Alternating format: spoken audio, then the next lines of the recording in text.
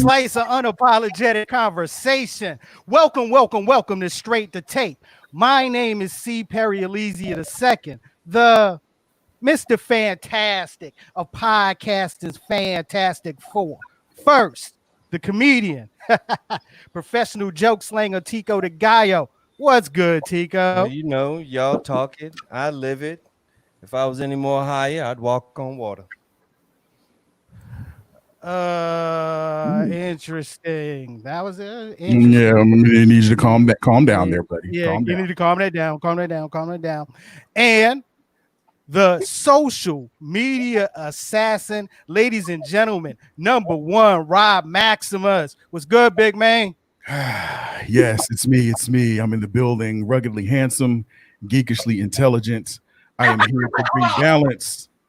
Like I said, I'm here to bring balance, and I will make you think in the process. Thank you. Hold your applause until the end. Thank you.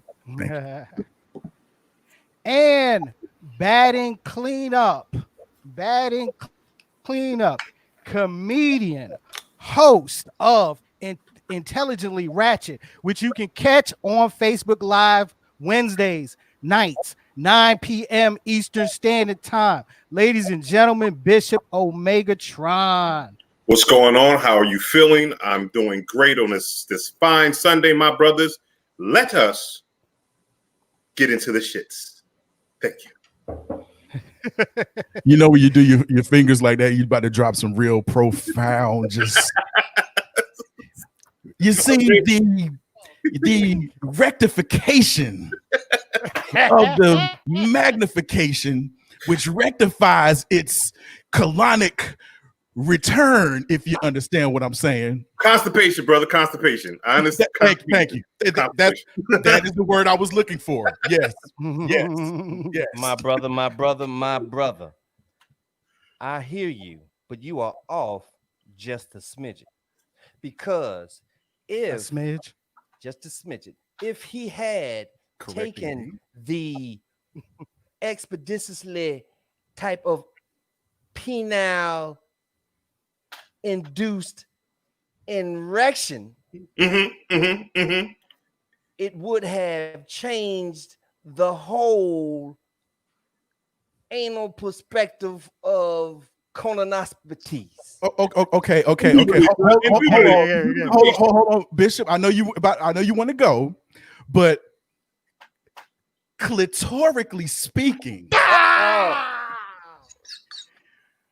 the penile firmament, if you will, expands itself into a pattern buffer. Okay.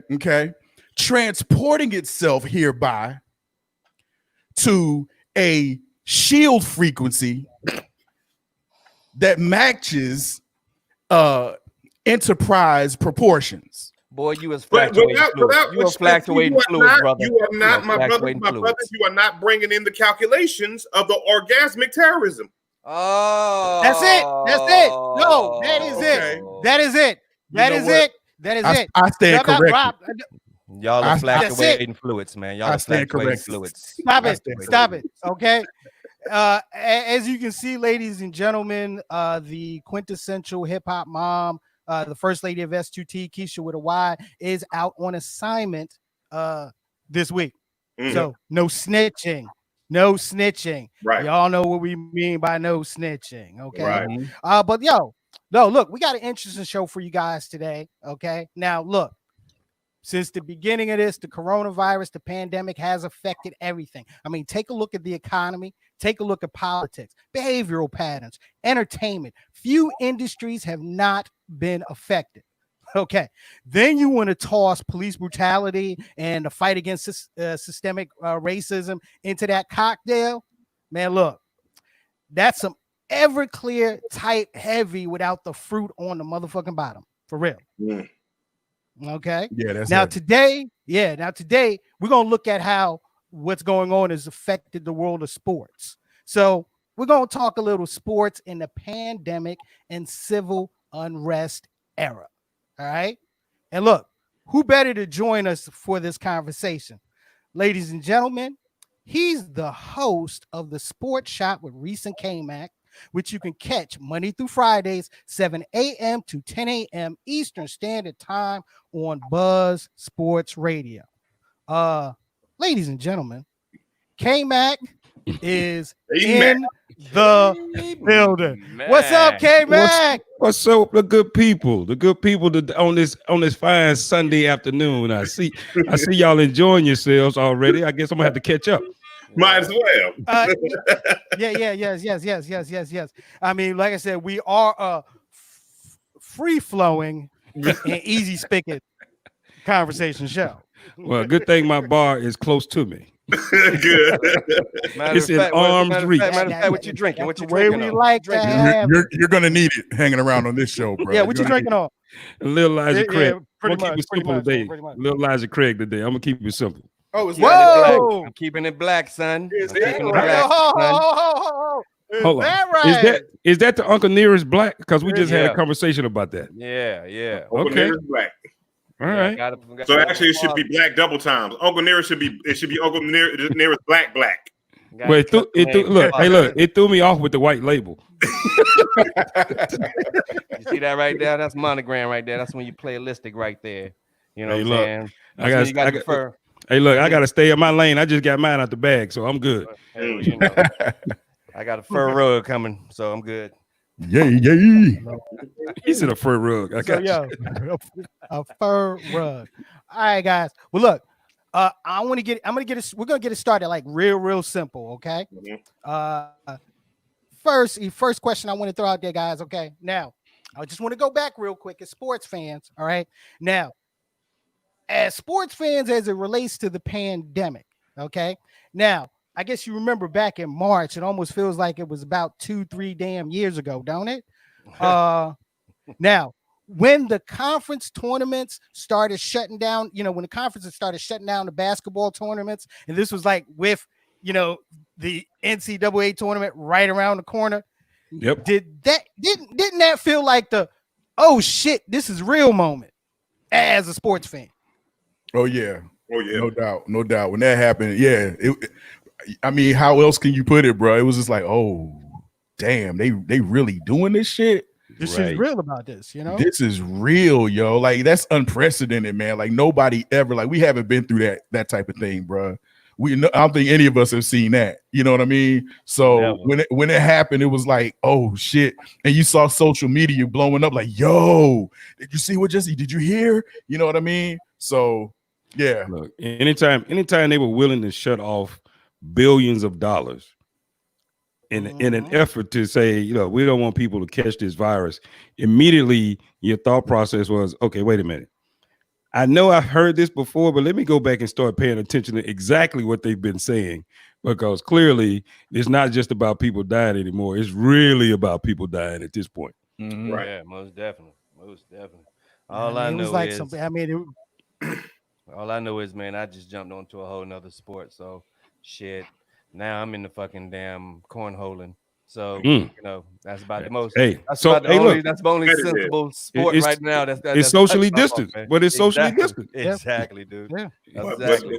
The competition. Those are the sports that's gonna break off, man. Like bowling and the competition of cornhole. Like if you have never seen an actual cornhole tournament on ESPN 8, it's real. Cornhole championships are there. What I'm saying is like this: take your time out. It's 18. It's not. It's 18. It's not ESPN 8. It's ESPN 18. You gotta go a little further. You gotta go a little further down. My cable's a little different. Yeah, you gotta go. It's 18. Exclusive only on Jailbroken Fire Stick. Right. Exclusive. What? The drama. Exclusive. The drama of cornhole.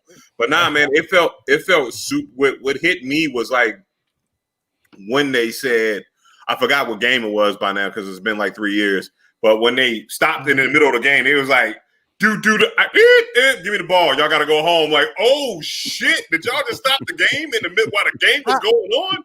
Like, I was like, I'm trying to remember. Was that the Big? That was the Big Ten, right? When they got started, like in the morning. They got started and they just stopped the game. Like they stopped it. Like, done. Nah, B. somebody else 3 states over got sick. We shutting this shit down. It was like, oh no, y'all ain't gonna let the brothers finish the game. Like at least like keep the lights on so we can finish in the gym. You know what I'm saying? Like, nah, they was like, nah.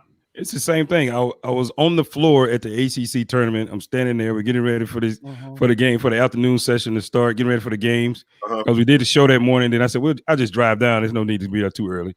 I said, I'll just drive down. I get there, they're warming up. All of a sudden, everybody started standing still. And I'm thinking, well, they tired or what's going on?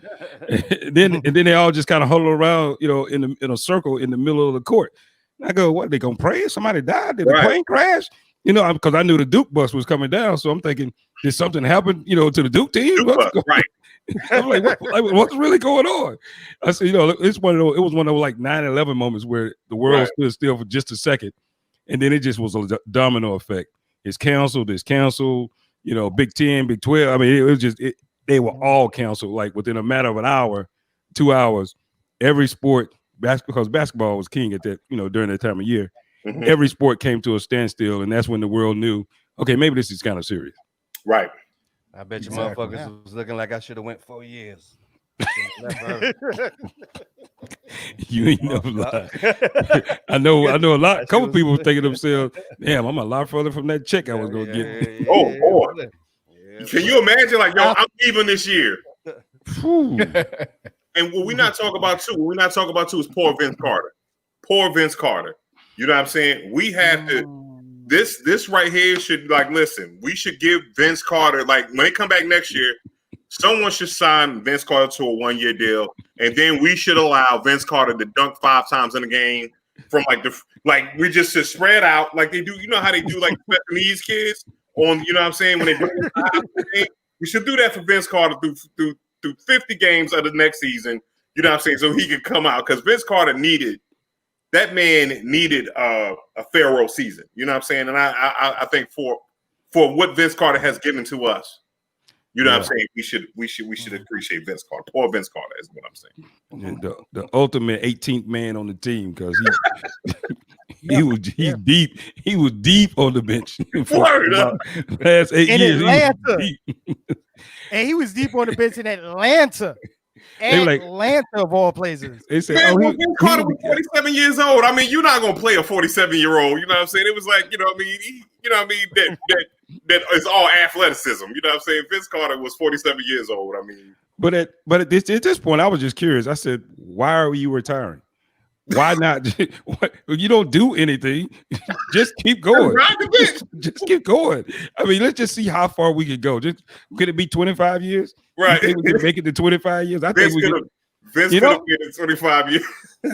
Just don't get on the team like Charlotte, because they actually need you. They may want to play you. Vince be the only motherfucker that really, really, really retired from the NBA. Right. Right. Well, actually, didn't he just announce this week that that he was actually officially calling it quits? Yep. Yeah, he did. Yeah. So I said, don't call it quits. Just say, because you got to be unsigned in order to get on one of these bullshit teams that's about to win this championship. Right. That's all you got to do. Yeah. So don't get me started on that. I mean, because this is a bullshit. I'm a Laker fan. Ultimate... So we'll take it. I'll take it. I'm a Laker fan, so I'll take this championship because they're gonna hand it to LeBron. But all I'm gonna say is, did you really win though? Like, really? Did you really win? You got to play in the bubble. K-Mac, okay? Look, man, the only part of that argument I got, look, you're going to automatically put an asterisk against this, okay? But at the same time, this is kind of a different asterisk, okay? This isn't an asterisk because of a player strike. It's a different It's not an asterisk. Different asterisk, man. It's a different ass. Yeah, it's an ass. They couldn't help this. You couldn't help this, okay? Could nobody call it? This had nothing to do with money. All right. Well, I mean, it all kind of. All right, you brothers been around for a minute. You better been around for a minute. How many cats come back to school after the summer talking about, I won the AAU championship and whatever? Yeah, you didn't win the state championship. I mean, come on, man. Come on, man. I don't want to hear that bullshit. I did know dudes that said, I did have dudes that said, I graduated. I didn't. Word up. Y'all different. Y'all people different to me. I'll come back If I win a 21 game, I wasn't supposed to win. You know what I'm saying? Like, yo, I know Tico 6 foot, you 6'3", Rob is 6 foot. If I come and win a 21 game against y'all not living that down. Like, yo, nah, I came out there, bust them ass at one time. We gonna hang up your jersey. We gonna hang up your jersey over 21. Listen, look, if I tap the boards on Kmac, you know what I'm saying? If I tap the boards on the layup on Kmac, I'm leaving. I'm gonna throw the ball in the stands. I'm out. He said, that's how I remember it. That's how it went down. Yeah, that's how it went down. Memories. Because all you got to do is say this one thing. This is one phrase that's universal. You know, as Perry, he know. That's all you got to do. All you got to say, as Perry, he know. They go, what? He know what? Perry like, what? Well, yeah, I was there. See, I told you he was there. Wait a minute. What the hell does that mean? Yeah, he was there. What does that mean? Like, seriously, Perry ain't the only one. Ed Bishop, he know. Bishop, were you there? Exactly. That means Mac, you happened. remember that time. You remember that time. You remember Exactly. that time. Oh, y'all know. Y'all remember. Y'all saw it. Mm-hmm. You know what? It's all good, though. You better be glad because, you know, back in the day, I bust your ass again if I could. Word. Still got this bad knee, though. It's all good. I still got this bad knee. The way my back's set up, I'm telling you, nothing else. Yeah, I got a catch in my back. You know what I'm saying? I'm limited. I'm limited. Yeah, I can only play 3/4 court. Shit, you doing good, but I would play that. I played a quarter, all right. I played a 3/4, all right. 3/4 court. Look, I'm that dude that stayed in the corner. I'm open. Hey, yo. I'm that guy. Young boy. All right, go ahead, shoot that. Good shot. Yo, P, what sports you think? Yo, all right, man. So the only sports I've been watching, you know what I'm saying, is UFC. And you know what I'm saying? And I can deal with that for the simple fact that it's empty and I can hear the smacks and I can hear the punches. You know what I'm saying? I enjoy that. Me and You can hear the direct, you can hear the directions in the corner, you know? Exactly. You know, I don't know how fair that is because, you know what I'm saying, the opposite person hears that too. You know what I'm saying? It can mentally game plan against it, like counter it instantly. Yeah, right. You know, and so me, you, and Rob, we talked about wrestling, and you know what I'm saying. I can't watch it anymore. You know what I'm saying, because you know it's crowd participation. And so, what sports do you think are going to be the ones that you know what I'm saying take off at this spot besides curling and cornholing and Wait a minute. You know, I just got to ask this question. Hold on, before you do that, I got to ask this question. Go ahead. So let me guess. What turned you off of wrestling was the fact that there's no crowd participation. Not that the shit is fake. That didn't do it. It's choreographed entertainment. It's choreographed entertainment. You know exactly what it is. And I was just curious. The fact that you can't hear about. How about this? How about we put a laugh track on for you the same way we do with movies, and it'd be the same thing. Okay. How about that? Can't do it, man. Can't do it. It's nothing like looking there. It's nothing like looking at the crowd in the back. Hell, you watch Tyler Perry, it's the same damn thing. Wait. Okay, let me just put a little bit of wrestling perspective on it. The crowd lets you know how the storyline is going to go. Who's really getting popular, who's really not popular, who the crowd is not paying attention to. With wrestling, it is a little bit different because you do need that crowd to tell you where things are going forward. I just watched I think I was like watching Greenleaf in tights. Hey, man. Somebody, Glory Greens. You don't act like this for his show. You don't act like this. Perry get ready to get you, bro. He get ready to get you. Don't say. No. Perry knows. He knows how I feel about this. It's just like watching Greenleaf in tights. He knows exactly what it is. Choreographed acting with laugh tracks in the background, all that other, you know. Younger than Restless. Yeah, exactly. Thank you. Well, hey, look, you know what? It's just like playing Dungeons and Dragons and all that other stuff. You right, it's real. You right. Oh my God. You right, dog. It's real. You right. Damn right.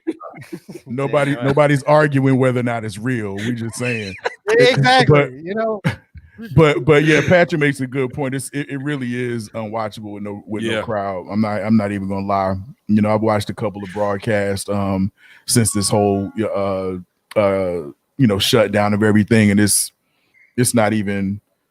It is unwatchable, man. I can't do it. Companies, I'll say this: some companies have done better than others. Okay, and on that, I'll just kind of leave it at that. I was watching some soccer this morning. Excuse me, I don't mean to cut you off, but I do have a solution. I have a solution. It's the same thing I said with basketball. What you can do, ladies and gentlemen, is this right here. If you have a gaming system, you go out there and you get wrestling 2K20, right? And you then put it on computer versus computer. That way, the game sucks. Nah, man, the game sucks, man. The game sucks, yo. The game itself will be your wrestling match. Like, have you ever watched 2K on computer versus computer? It's awesome. You don't know who's gonna win. You know what I'm saying? Like, yo, the Lakers are up, but are down 4th place right now. You know what I'm saying? Like, what's going on? It's crazy. LeBron's injury is great. You know what I'm saying? It's drama. What I'm saying is, let your gaming system work for you during these troubling times. You're right. That makes it more real. You're right. Right. Because the game is actually people getting hurt. You're right. Look, man, we have actual pros and people that are actual enthusiasts, you know, Ric Flair and others on the show. And once I realized how choreographed, there's a lot that goes into it. Right. It's just that I'm jaded because for the longest time I thought it was real. So I'm just, you know what I mean? That explains all this animosity and shit. Yeah, so I'm still mad as shit because I'm thinking like this is a book. I thought Junkyard Dog. I thought that shit was real. You know, Andre Giant getting cut in the head. I thought that was real. K-Mac, you grew up in Mississippi, right? Yes. Yeah, so you in the mid. That was mid-south. Dusty Rhodes, all of that. Yeah, you thought it was real. You thought it was real. Yeah, Cowboy Bill Watts. Yeah, understandable. Yeah, you know what I mean? Because that was some good wrestling. Yeah. Yo, K-Mac celebrate Kwanzaa in his household right now. You know what I'm saying? Once he found out Santa wasn't real, they just like, you know what? Fuck it. I'm jaded. Kwanzaa I tossed everything. I tossed everything. I started saying Happy Holiday.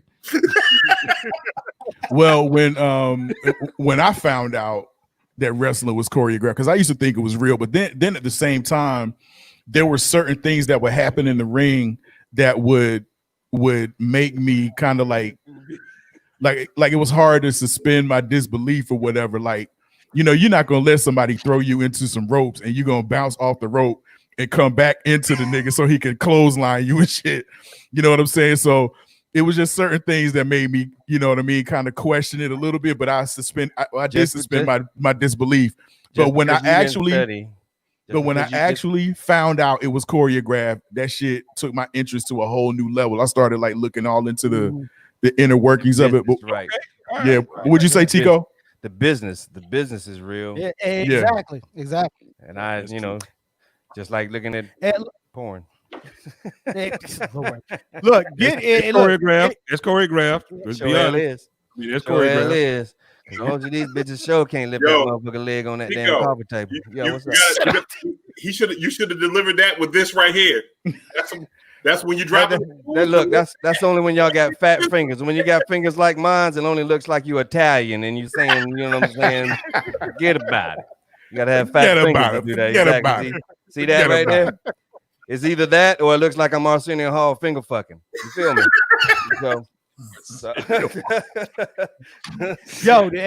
Anybody get a chance to take a look at the schedule that the NBA dropped on Friday for the restart? They're doing like 6 games. They're doing like 6 games a day. For those who don't know, the NBA will be starting their the completion of their regular season on July 30th.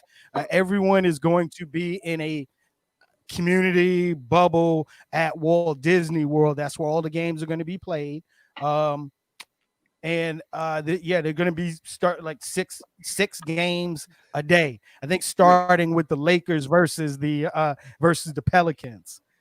That's wonder why. Yeah, programming. Yeah. I mean, everybody's still got to find a way to salvage the season and make up some of the money that they've already lost since the beginning of March. Ain't that So the let me- same? And plus, you got I'm sorry. Isn't that the same bubble? Go down there. Sorry, P. Isn't that the same bubble that was given to Michael Jordan when he did Space Jams, and he wanted a full court? Have you heard that story? Yeah, that bubble. Disney gave him anything he wanted, and he said, while he was shooting the scene, that he wanted a full court. You know what I'm saying, with the UNC logo on it and the whole shebang. This bubble is about the size of Kerry. What? It's a bubble. Yeah. Yeah, this is a different type of bubble. This is, Have you ever seen? They stopped short of calling it a Simpsons. compound. They That's stopped that short of Simpsons calling it a compound because they don't want people to think that that they've been trapped and held prisoner. Right. But anytime you got your own PF Chings and and Cheesecake Factory and all that, that's a different kind of bubble. It's a different bubble. It's the Olympic Village bubble. Right. It's like that. Yeah. Oh, that Simpson joint. Under the dome. The Sim. Have you ever seen Under the Dome? It's under the dome. It's real bubble. It's real. It's made of glass. Wow. You got to go down and you have to quarantine for 14 days. Pretty much before everything gets started. And now you're going down to a state that a lot of people are calling the next epicenter for the coronavirus breakout. Oh yeah. Yeah. I thought that was yeah. I thought that was Texas. Michigan. Right now you're looking at Texas, you're looking at Arizona, and you're looking at Florida. Okay, especially at that high rate. And now you only have a choice to bring what? You have 3 people that you can bring with you. Okay, and if I remember correctly, it's after you've already been there, they have to quarantine. So here's a real question. I mean, other than Perry, because Perry he's an enthusiast. The rest of y'all, that's because he has no life. do you even care? I mean, seriously. I mean, if they just say, you know what, we ain't gonna make it this year, fellas. We just gonna start back up again next season. I mean, does it really matter that much? Do you have to take your life in your hand to get this, this supposed championship they're trying to get? No. Really? I mean, ultimately, nah, man. I mean, even though I really, really would like to see, for example, an NFL season, at this point, man, like at the rate we're going, I don't see it happening. Right. I'm doubtful. Let me say it that way. I'm just very doubtful that we'll even have an NFL season. I mean, they're acting like training camp is supposed to start gearing up, but we got to look at it like if they're gonna start doing the NBA, would you say July 31st they're gonna start or something like that? July 30th, first game, July 30th. Yeah. I mean, I'm just doubtful, man. I don't know. I mean, that's what they're saying. No, they're gonna do it. Oh no, they're gonna play because no one wants to forfeit this money, right? Well, right. But and then you have players like some of the higher end players that took advances, and some of the mid level players too. So they have advances. These guys, they signed the big contracts. Some of them they take advances on their contracts. So the way that this works is if you forfeit this season, forfeit the rest of the season, by the time they get started next season, not only do they not get a check, do they not get paid, some of these higher end guys start having to start paying money back. And I'm talking about a difference of like $3-4 million a month. So there's a lot of dynamics that go into some of these guys saying, all right, we'll give it a shot. Gotcha. Right? We'll go play, regardless. And it helps out. So one of the questions I asked a lot of people about the NBA when it came to some of the teams that were left out. So although they won't get paid, some of the other things that go along with their contracts get waived or are in play. But if they don't play, that means some of the teams that didn't make it, all of those contract issues, all those things are on the table now, are in play. So honestly, it's really a lifestyle thing more than it is, I just gotta go play to win a championship. It's really a lifestyle thing. And it goes that way for the NBA too. So some of their TV money and a lot of the deals that they have, they gotta make that happen. Right. Even if they just say, let's try it, if somebody, quote unquote, gets really sick or dies, we'll cancel it. But at that point, at least we can say we tried it, and then some of the insurance money kicks in, and they get protected. Mm-hmm. Right. So that was the FCC answer. If you want the real answer, I'll tell you that later. We'll wait for that. We'll wait for that offline. Yeah, we get it done. And then what I'm gonna do next week, I'm like, Kmac said. That's right. That's Right. I said you find the tape, and I'll agree to it. I mean, but this has pushed things like free agency out to October. The draft is now being pushed out to, pushed out to October. Maybe it would have been a better idea just to cancel the rest of the season and keep everything on the same schedule. I mean, I would. Yeah, I mean, because let's see, what are we missing? Outside of games, what are we missing that would have happened this month? The draft. Okay, and free agent talk in July. Okay, which are things you don't need the games for. All right, I mean, when the games got shut down, the business didn't. Okay, and because the business is not going to get shut down, not yet. Right. I'll say not yet. I think what it is like this, but as sports fans, it's like you're so used to it. Like we're all used to it. I don't think anybody on this panel knows a time without sports. You know what I'm saying? Like there has never been a time in our grown ass lives that we have been without sports. Or like the NBA, like we're all in our 40s. Kmac is in his 60s. So you know what I'm saying? It's like, what I mean? So it's more of one of those things like we have never not seen sports on TV and not been able to have that drama and not be able to have that escapism. Now that we don't have it, we actually really realize that we don't really actually need that shit.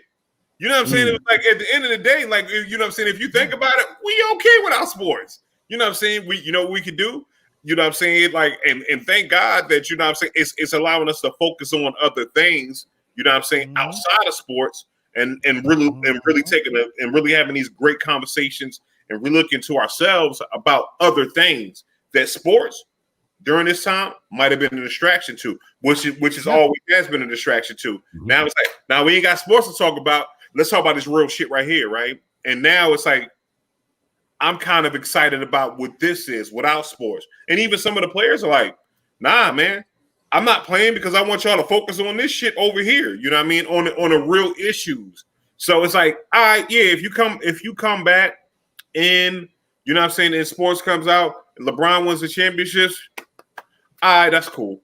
You know what I'm saying? But it's really not, I'm not invested as I would be, you know what I'm saying, with my Philadelphia 76ers last year when Kawhi broke our hearts. You know what I'm saying? It's like, that's how I'm invested.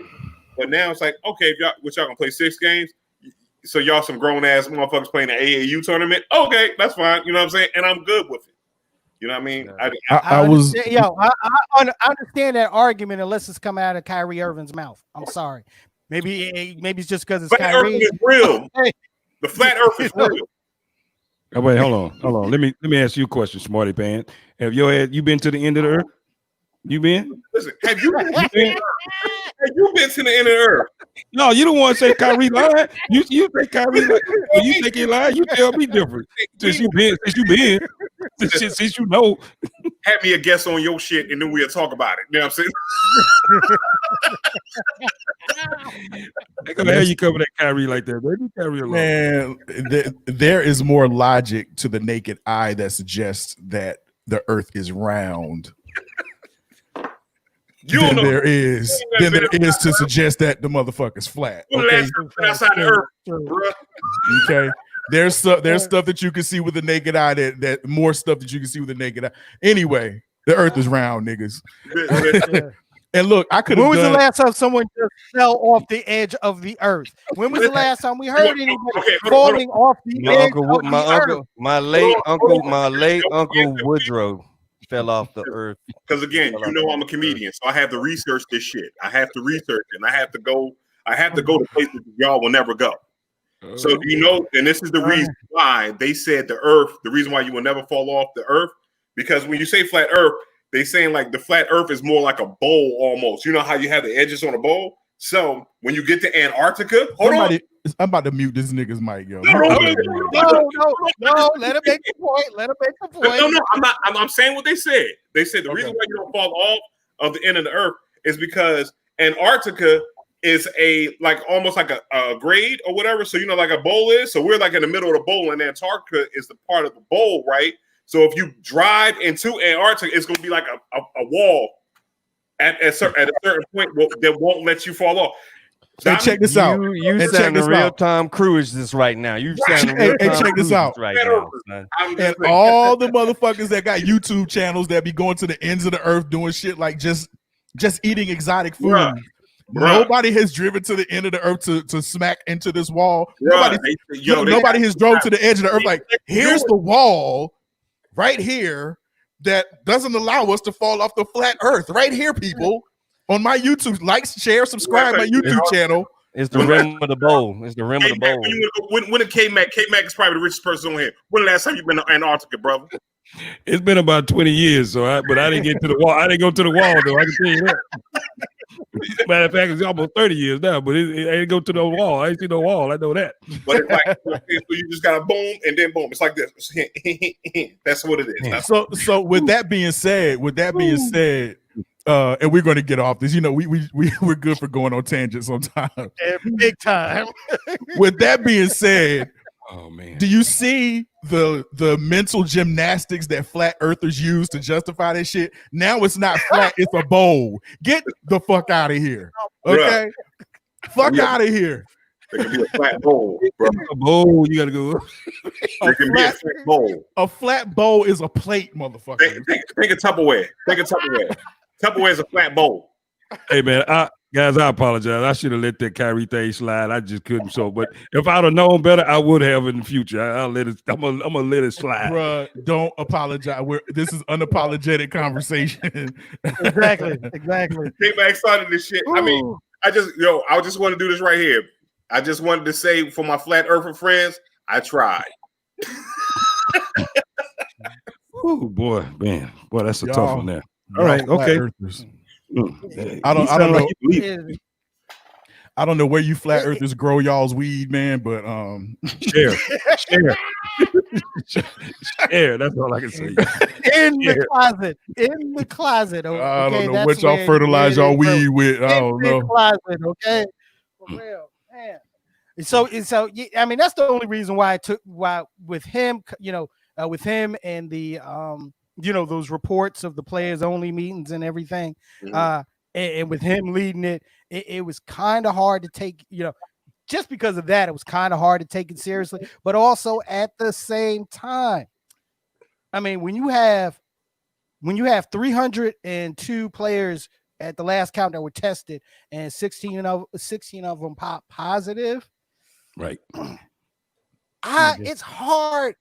Yeah, it's hard for me to see the season starting and the season making it to a proper conclusion. Right. I don't see. It's hard for me to see it. It's hard for me to see it. I'm gonna tell you why you can see it. I'm gonna tell you why you can see it. And you guys and everybody that's listening right now, everybody that's watching, when you just talked about, we opened up. You talked about when this first happened with the ACC tournament and the Final Four and all, and it came to a halt. You had this sinking feeling in your stomach. You were a little nervous. You were like, "Ooh, this may be real. I may catch this crap. This may be real. I may catch this and actually die. This may be different." And you heard Go Bear, some of those other guys get it. You start thinking, man, these guys could actually die from this. This could be bad. You heard 8 people, I think, last week get, that said they tested positive. Ezekiel Elliott. Did one person on this call think Ezekiel Elliott can actually die? Nobody. It's the level of tolerance that now you have built up with positive tests, and no one that is actually dying from it. All those players are going to start to test positive. They're not going to stop. There's going to be no public outcry. But if one person dies from it, we'll go right back to that day in April when it all started. And then it'll change. But if no one actually dies, it won't change. You kind of make a good point. Yeah, that's a great point. And has anybody actually shown symptoms that has tested positive? That's right. Have they Even- shown symptoms? Have they gotten sick? Nah. Right. But what we were talking about. You don't want your sweaty body buzzing against mine. You don't want your water droplets falling against my water droplets. What I'm gonna say is this right here. But we're talking about this. We're talking about like anybody that's been an athlete. They're at the topper. Those dudes get paid millions of dollars to be at the best dietary, physical strength. Those are people that, you know what I'm saying, that if COVID does get to them, that it shouldn't kill them. These motherfuckers are specimens. They're, you know what I mean? There isn't an Oliver Miller anymore in the league right now. There are no Oliver Millers. You know what I'm saying? There are no, you know what I'm saying, just fat boys or Babe Ruths in baseball. You know? Why you gotta be on Oliver Miller, man? I mean, really? I mean, I was just. Yo, listen. Hey, I mean, you could have did Charles Barkley, Carl Malone. Tractor trailer. You could have did tractor in the trailer. league anymore. You know what I'm saying? Kwame Brown. They were like Charles Barkley was in shape when he was in shape, though. Don't fuck around and act like Charles Barkley wasn't sexy. But listen, Andrew Bynum, shoot. Charles Barkley was biscuit built. Listen, man, I'm gonna say this right here. Charles Barkley. The reason why I bring up Oliver Miller was because Oliver Miller ate his way out the joint. There are no Antoine Walkers in the league right now, so there aren't any out of shape basketball players. So it's like this: these dudes, like Bron, spends a bill on his body every year, $1 million on his body every year. You know what I'm saying, to make sure that they at the point. So the COVID is not supposed to affect them like that. So again, I don't think we're ever going to have that depth. We're not going to have that depth. Now, if you talk about 93, you know what I'm saying? Like it would have took out half the Pistons. You know what I'm saying? Like honestly, let's talk about it. You know what I'm saying? It's like, you know what I mean? John Sally like would have been out of here. So you're feeding into the mindset of if you're healthy enough, you probably won't die from it. You'll be okay. That mindset, right? That's the mindset. You have a fighter. You have a better fighting chance. I think you have a better fight. These guys are going to have a better fighting chance. So I'm saying that's what I'm saying with a lawyer where it's, you know what I'm saying, that's the reason why I think we're better equipped to like allow our athletes to do what they're doing than versus us five going out there having a pickup game. You know what I'm saying? Yeah, because I was looking out, they kept lowering the age limit. I was just like, hey, you kind of close, bro. First it was 70s, and then it's like, anybody in the 60s. I was like, hey, you getting real close. Start hitting close to home. Yeah, because you start adding stuff like if you 60, but subtract another 5 if you drink, and subtract another 5 if you smoke cigars, and another 10 if you eat hamburgers. I'm like, well, damn. I may be dead already. Right. I was like, damn, when they hit the heroin part, I was like, well, I'm out of here. I'm going. I got a week left. So how would you get harvesting organs right now? I'm harvesting organs right now, so I'm good. Oh wow. Yo. Okay, remind me, stay away from your side of the neighborhood. Okay. I got good ears. Look, man. Look, I'm only the only thing I'm missing now is a pancreas and a pinky toe. Yo, I lost all of mine. I'm spoiled, man. So you can't mess with me. I'm spoiled. My stuff is spoiled. So you too short. You too short anyway. Might take with you. What would it take? What would it take for you guys to say, all right, guys, you don't need to take your life and you just stop? Because right now, I don't think anybody is raising their hand in complete uproar and saying you can't play. You just cannot do it. What would it take for you guys to say, I can't stomach the enjoyment of watching the sport, knowing that somebody's going to die next week? A Hank Gather situation. Ooh. A Hank Gather situation. Okay. Ooh. Yeah, I'm gonna go there. A Hank Gather situation. I mean, those that remember and those that were old enough to watch it when it occurred, Hank Gathers, Loyola Marymount, died on the court. Yeah. And that's the only thing that I could picture, me saying, yeah, we need to chill. Nah. What it would take one of the superstars. You know what I'm saying? It would take someone that's in love with the game. Like, God, I don't think so. No, I'm saying because I don't think Corona is like, we got to talk about what coronavirus is. I don't think no one is going to go on the court and be like, I got Corona, and boom, this ain't easy AIDS. This is coronavirus, right? Well, I mean, but no, same thing. Say D.L. Hughley, right? He passed out on stage. Imagine a basketball player did that and actually did pass away. Same scenario.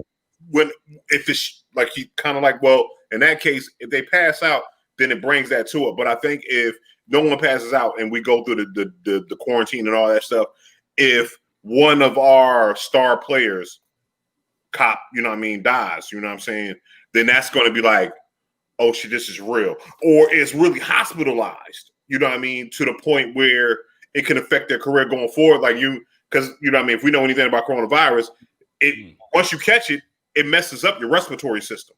You know what I'm saying? You're not actually the same person that you were coming in. I mean, leaving it as you were coming in.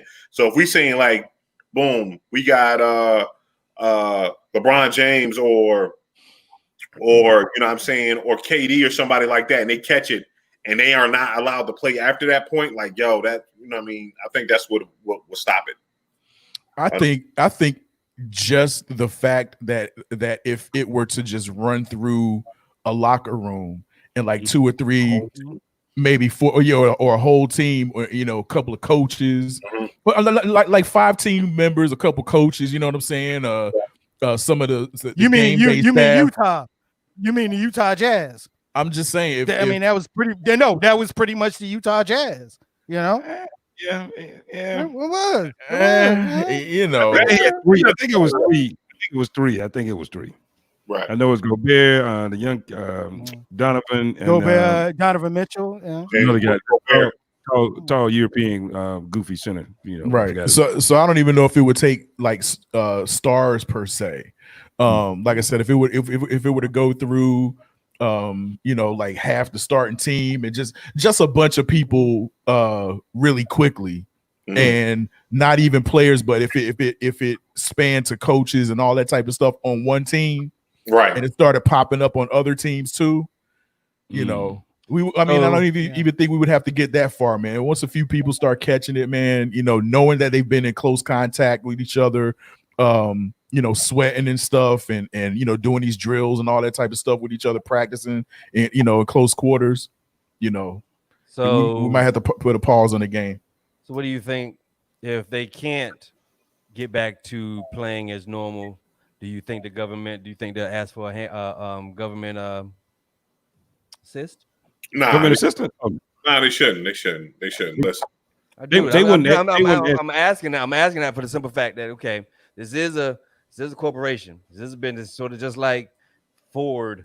You know what I'm saying? The car company getting a bailout. It's like they're, the fucking, airports getting a bailout.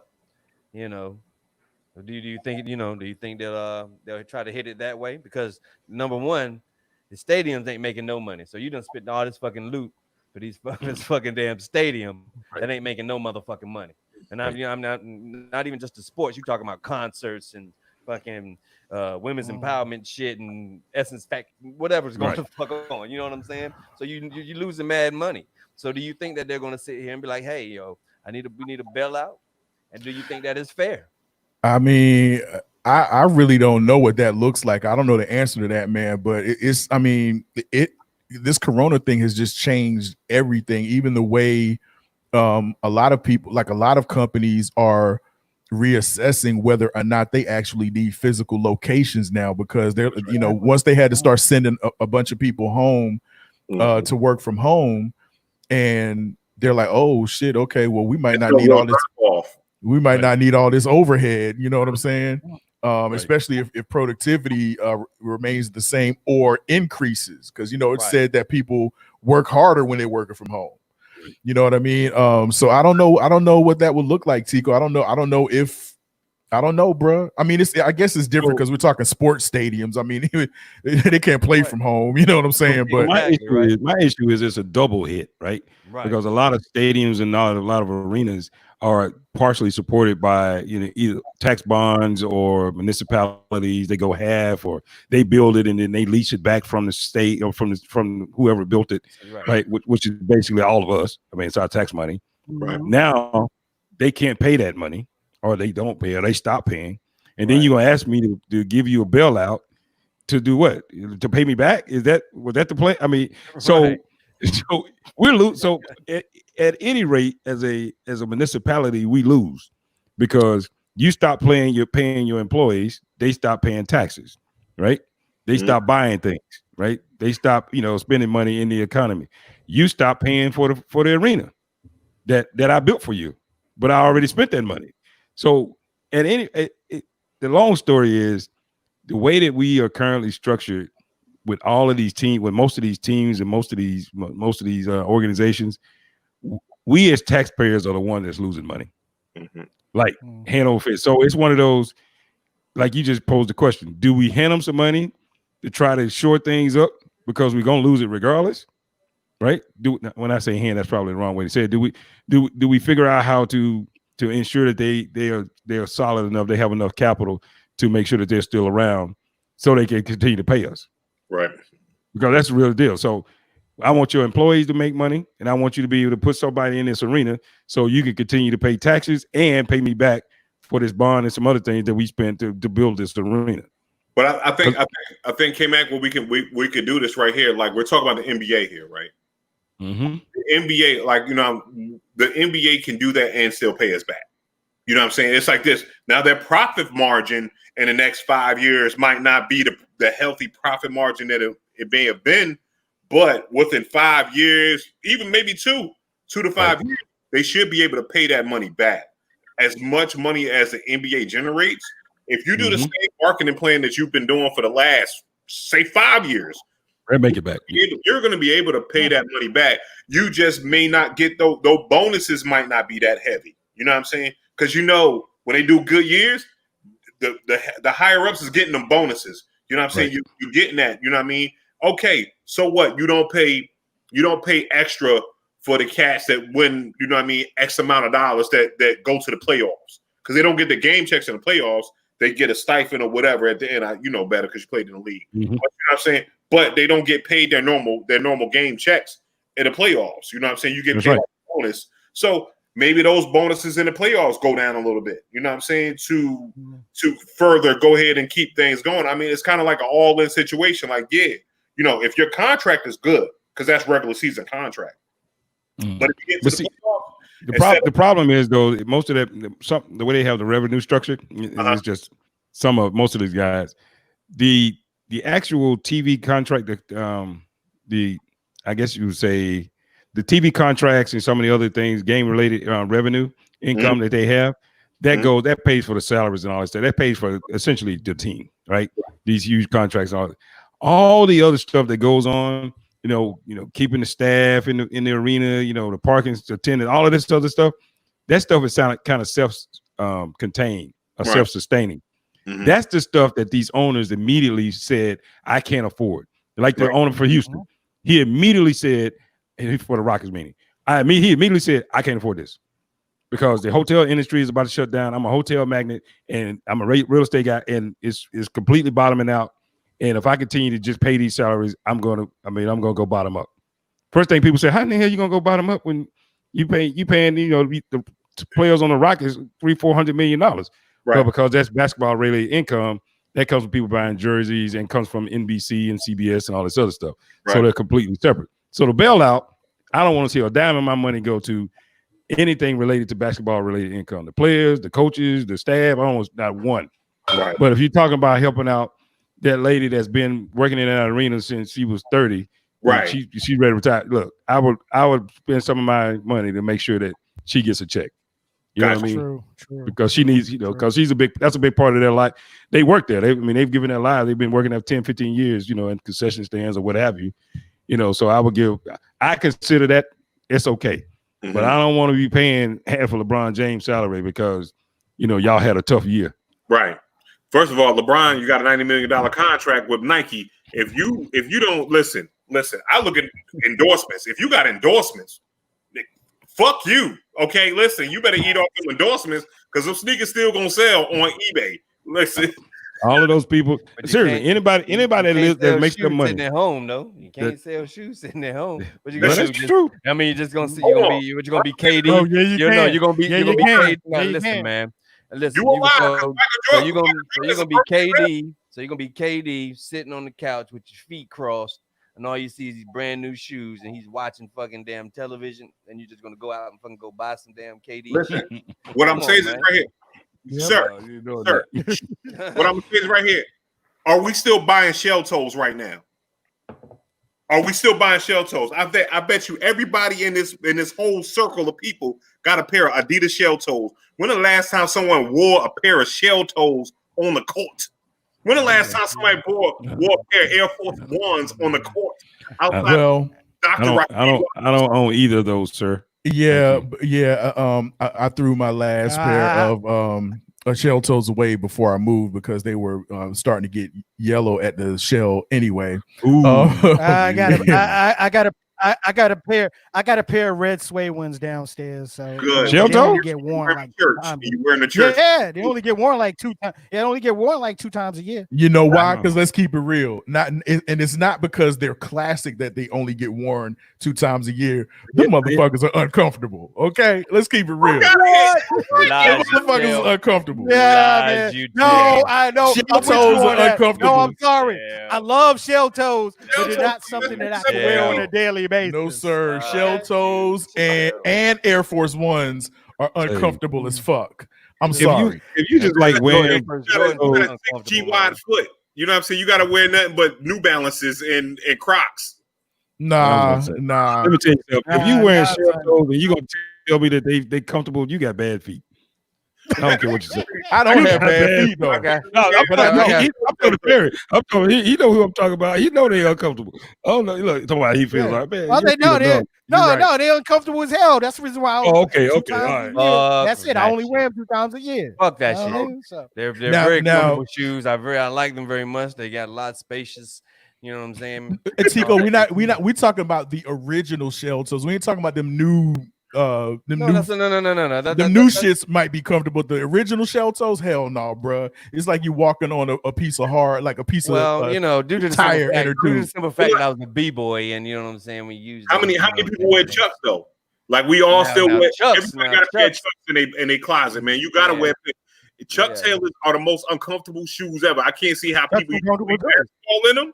Yeah. But fashionable. Sometimes you gotta have a pair of Chuck Taylors. You know what I'm saying? Preferably all red or whatever color. You get a pair of Chuck Taylors and you rock them joints. You know what I'm saying? But it's like this. When I'm going to the fact of arguing Tico's point, it's like this. Those shoes are classic. If you put out a banging shoe, people gonna buy that shoe. It doesn't matter. Nike just released that they lost $790 million. Man, nobody care about Nike, man. Nike is a billionaire. You know what I'm saying? Like you make $1 trillion, yo. What about? I get it. I get it. I don't buy them either, but because what about Coney? No one is talking about Lotto. Lotto is, you know what I'm saying? Lotto. Fucking British Knights, nigga. Them British Knights right now. Them old snakeskin British Knights all day. Don't make me pull out my Diodoros, okay? Don't make me pull out Diodoros, okay? What about Data? Yo. What about Data? Remember when Data had schools? You know what I'm saying? Like, yo, what about Data Spreewells?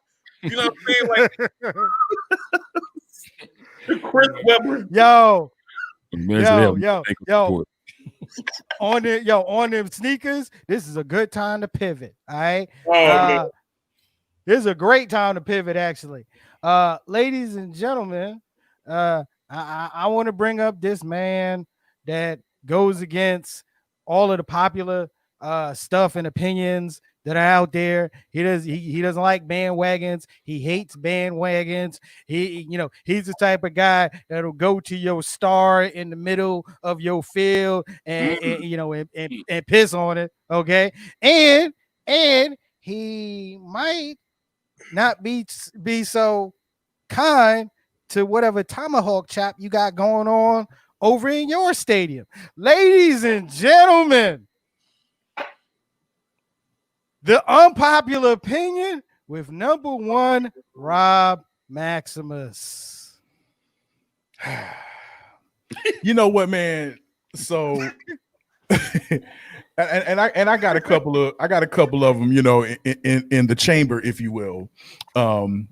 Waiting to be let off. Because there's a Redskin fan up here right now. So who?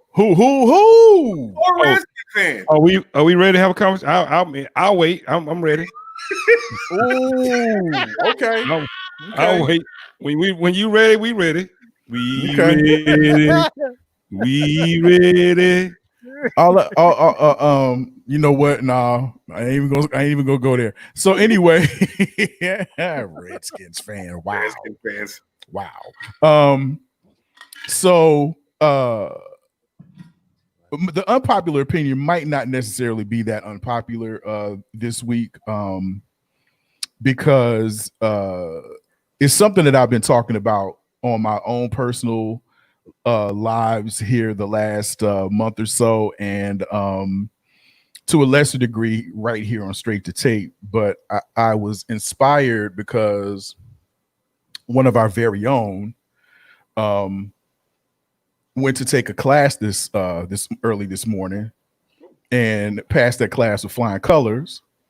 And big up to our very own hip hop mom for Hey. right there. Hey, what's up, girl? Hey, right there. What's up? What's up? I don't like it. I don't like it at all. I don't like it. What's up? You can pick up one at Walmart. They're $19.99. Hip hop mom. You get your very own hip hop mom. Let me hip hop mom. Brought to you by anyway. Nah, I just want to talk about real briefly again about us, and you know, by me specifying, you know, talking directly to Black people, it might end up being an unpopular opinion, but we just gonna have to deal with that. But Keisha inspired me to talk about the Second Amendment today, and everybody taking advantage of their Second Amendment rights. Because let me tell you, from a personal standpoint, man, I've always been a supporter of the Second Amendment. I mean, going back to my, you know, I mean, I basically grew up around guns, you know what I mean? And to my late teens and early 20s, you know, I mean, as soon as I was legally able to get a gun, I got one. And as soon as I was legally able to obtain my concealed carry license, I got one. But in the last, from a personal standpoint, man, just from my perspective, my point of view, in the last month of some change, I have never seen so many Black people at the shooting ranges as I've seen here lately. And the climate of things that have that's been going on is a direct contributor to that, I believe. My whole thing, man, is to just continue to encourage y'all, to encourage us to take advantage of our Second Amendment rights, man, and go get armed. And I mean, if you got a gun, go get another one. Hell, you know what I'm saying? But whatever process, wherever you are, whatever process you need to start, man, whatever process that you need to engage in, if you need to go get a pistol permit, if you need to get a shotgun for home defense, I mean, you don't have to, you know, go through a whole bunch of hoops with that. But if you need to get a pistol permit, if you have a permit and you need to get a gun, go ahead and do it. If you got a gun and all that type of good stuff, you're already in good shape there, get some ammo. If you need your concealed carry license, get that. I'm telling you, that only helps having a concealed carry license. Whatever process that you are, wherever you are, go to the next level, man. If you got a gun, make sure it's properly holstered. Commit the 4 rules of gun safety to memory. And like I said, buy ammo. I was in the store. I was at the range yesterday, and they are only allowing people 1 box of ammo per lane. And I'm gonna tell y'all why. It's because so many people are shooting. It's a couple reasons. I don't think that they can just like they're not letting people hoard ammo, and they're also trying to get as many people through the lanes as possible. So they won't even sell you more than 1 box. I mean, if you bring your own stuff, I mean, you can stay as long as you want. But they're not going to sell you with 1 box of ammo per session, per lane. So that just goes to show you. And when I was at the range yesterday, nothing but Black people. Nothing but Black people. So we need an armed black society. I just got to put it out there. We need an armed black society. Black people need to stop letting their Second Amendment rights be politicized. You know, I ain't even gonna go there either. I'm not gonna go down that rabbit hole, but stop letting your Second Amendment rights be politicized by certain political parties that you may be affiliated with, and take advantage of your Second Amendment rights and protect your Second Amendment rights, and just be armed and trained responsibly. All right, that's my rant. I mean, what y'all got anything to add to it? I have arms. Okay. I do have a question. I have a question for Rob, because I think a lot of people that are listening, some people are listening because there's this, you know, over the last, I will say 4 decades or so in the black community, there's a stigma against having a firearm. Having a firearm means that you are somehow, in some way, you have desires to do something illegal just because you own a firearm or have a firearm in your possession. Let me say it that way, not because you own, because you have one in your possession. Having the right to be able to do so, I think everybody understands that. There's been something that people always decide, yeah, well, I can own one if I want to. From your perspective, what do you think is the reason that in the African-American community, there's not a desire to own and legally carry your own firearm? I'm gonna answer your question, man. I was trying not to go down this rabbit hole, but I'm going to answer your question respectfully, man. It's because we have, as black people, have wholeheartedly and wholesale adopted the what's the word I'm looking for? The beliefs of the Democratic Party. And one of the main talking points of the Democrats is you know, gun control. And my appeal to black people is that gun control in America started as a means to keep firearms out of the hands of freed blacks. That's right. So gun control in America is racist at its root and at its core and at its beginning. Its very foundation, gun control, its very foundation was originally to keep arms out of the hands of black people, of freed blacks. So that's why I'm like, do not let your Second Amendment rights be politicized. You know, I mean, you're free to be with whatever political party you want to. You know, I'm a big, I say that all the time. Like, do what you're gonna do, but stand up for your Second Amendment rights, however that looks. You know what I mean? Because we have a right to keep and bear arms. You feel me? I want to piggyback on that too, and honestly, it's kind of like this. What we want to do is this right here. We want it's a part of us that's always wanted to be like this. Hey, white people, we safe. Like, let's talk about like the elephant in the room. It's like we don't want to be seen as a threat or in danger to our other counterparts because of media, propaganda, and all that other stuff. So it's like this. Like, me owning a gun, automatically you think that I'm a gangster because all we see on TV is us shooting our guns like this. You know what I'm saying? And it's like this. We don't want to be associated with that point. So it's kind of like with the propaganda, it's like this, because everybody wants to make it home at night. I don't want to give them an excuse. And that's kind of the reason why a lot of guns, I don't need a gun.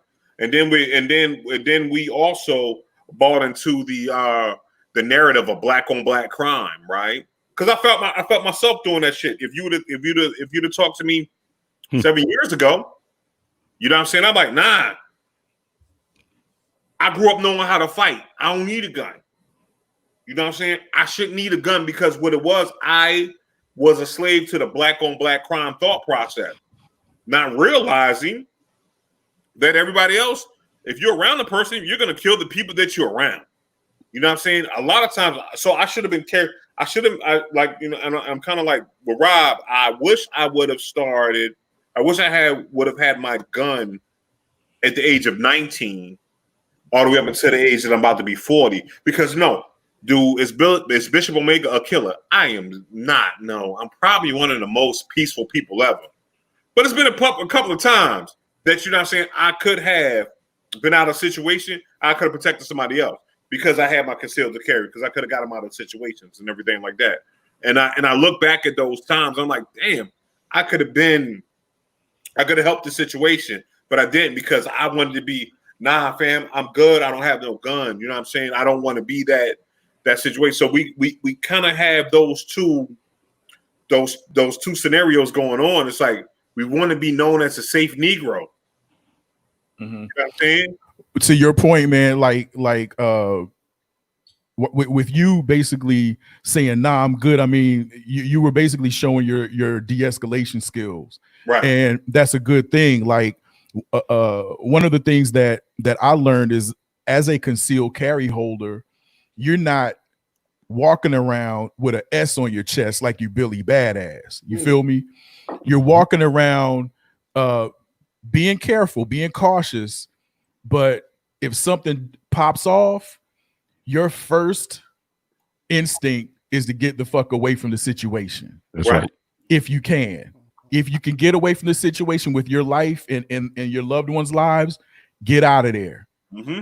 It's when we start being, you know, Superman and Billy Badass with a concealed carry license is when people get killed unnecessarily. Right. So by you saying, nah, I'm good, you know what I mean? That's a good thing. And I know a lot of people say stuff like, nah, I don't need no gun because I'm crazy, I'll kill somebody. No, you won't. You know what I'm saying? Well, some people might.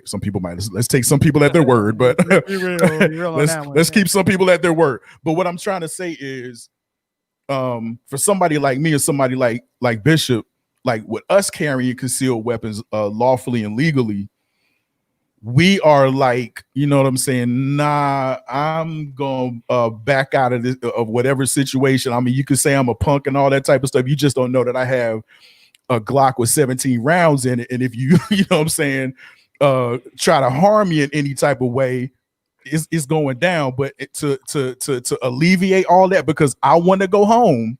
I don't want to be detained by the police. I don't want to be potentially locked up until an investigation takes place, however long that may be. Right. I want to just go home. So you could call me all kinds of bitches and shit. I'm gonna go home. I want to go home and just, you know what I'm saying, be free at the end of the night, be alive. Right. So carrying a concealed weapon makes you more situationally aware of what situations not to be in. Right. And places not to go. You know, you don't get a concealed carry and start driving down the roughest neighborhoods, you know, that you can find and shit. You see what I'm saying? You don't do that. Like, let me get one crack, please. Right. I will say though, I think I do agree. Although I don't think every person, if you want to go buy a gun, that's fine. You want to purchase one, that's fine. But I think every person, especially a person of color, has an obligation to educate themselves about gun ownership. Yes. That's a big thing, man. That is a very, I'm glad you said that. Go ahead. You have an obligation to educate yourselves about gun ownership, and you decide for yourself if it's something that you would like to do. I know a lot of people have concealed carries. They have firearms, and they leave them locked in their safes, in their bedrooms, or in their garages or whatever for years and years at a time, and never take it out, never shoot it, never think about it. Mm-hmm. But they have it, and also they have an understanding about owning a firearm, what that is, what that means, and how you do that. What I would like to see, and I said it, I'm gonna say it again, is as the African American community, educate yourselves about gun ownership, owning a firearm, the same as we tell people, educate yourselves about why your vote matters, why it's important to vote, what does it really mean to vote in your local elections versus your presidential elections, what the difference is, why does it matter, right? Those are the type things that will help us move past the one stigma that Bishop just mentioned and others, which is I don't need one. Nobody said you did. All I'm saying is you need to know about one. What does it take to own one? What does it take to lawfully own one? So when you see someone, because each one teach one, right? So when you see someone in our community that is unlawfully handling, owning a firearm, etc., you may have the ability to be able to say, now listen, now you get caught with that gun or you do whatever, like that ain't what you want. Mm-hmm. Now I know it is, but look, it'd be in your best interest to take this class next Thursday And and then you want to do all of that, you can do all of that. But doing it the way you're doing it, you just asking for trouble. Right. And be that person to be able to step in that gap and just prevent a situation from going back. Now, there's going to be some people, like you just mentioned, they want to be knuckleheads and they want to try to be thugs. They want to be Billy Badasses and do whatever. They will always own a gun. They will always find a way. I mean, put it this way. They will always find a way to acquire a firearm. Mm-hmm. I'm not going to say they steal them. I'm going to just stop at that. But I'm just going to tell you, they'll find a way to acquire a firearm if they want to. Mm-hmm. And they do it for the wrong reasons. The CIA. Right. Well, You know what I mean? I'm all about, what I'm saying, that's all good to bear arms and all that, but I'm for the MMA fighters. They got the right to bare feet. And that's my movement. That's what I'm going for. Listen, when I'm gonna say Tico, you going bare feet? You going bare feet? No, I'm on Tico's level with that shit because I don't know if Tico now you do know that the nail salon's been closed. Ain't been a lot of pedicures been going on. But Kmac, I'm gonna say this right here. My biggest fear. That's the weapon, though, Mac. That's the weapon. The nails are the weapon. It's me to run up on a dude and be like, "Oh, you got a problem with me?" Me and him have a exchange, and I go to start putting my hands up. He take off his socks and shoes. It's a problem. Like when a man takes his shoes off in a fight, do not fight that man. I'm just gonna say this is just a public service announcement because you are going to get fucked up. Or if he got them cauliflower ears. Oh my God. If he got cauliflower ears, yo, don't fight him because you're going to get fucked up. Have you ever had somebody in the middle of a fight? You like, listen, hey, listen, I'm sorry. But whoa, no, you gotta understand. I want to hug you. I'm gonna bring you in for a hug, okay? Listen. If you got a cauliflower ear, guess what? Whatever I am. Like, yeah, you a bitch, Bishop. You got there from the best. Yep. You need it's like you need to ride back to the hotel. Right. I sure am. You're right. Yep. I'm a punk. I sure am. Yep. Absolutely. All of that. Because clearly you could take more punishment than I can even think about dishing out. Exactly. You're not. Exactly. Yeah, but just to wrap it up, man, everybody get armed responsibly, legally, and trained, and just like Kmac said, educate yourself, man, because it is a big responsibility and it's a huge undertaking. It's not just going to get a gun; it's a lot involved. So make sure you educate yourself, and that's it, man. That's it. Elite, like you said, you don't have to run around like everybody thinking like, yo, I gotta get an AR-15 or whatever. Get a shot, get a simple shotgun at your home, you know what I'm saying, for home protection. It's like this because I'm gonna tell you this right here. It's an ounce of prevention is worth a pound of cure. It's like this because if you hear a rat of a shot of a Mossberg, then guess what? That puts pause in you. Rat. Oh, maybe I shouldn't be here. I'm gonna go ahead and walk out. The Mossberg ain't gotta be loaded. But guess what? If I'm in your house and I'm stealing as Bishop Omega, I'm in here getting your TV, Kmac. You know what I mean? You got 7 years, it's nice. On the table. I got my screwdriver. And Kmac racks that joint. You know what? I'm gonna leave it. You know, it's not worth it. It's not worth it. Let me say this. I know I'm trying to wrap up. Let me say this though. I have to slightly disagree because I'm not of that mindset, and this is what I disagree with. I'm not of that mindset of racking the shotgun once a perp is in your house. Once they're in North Carolina is a castle doctrine state.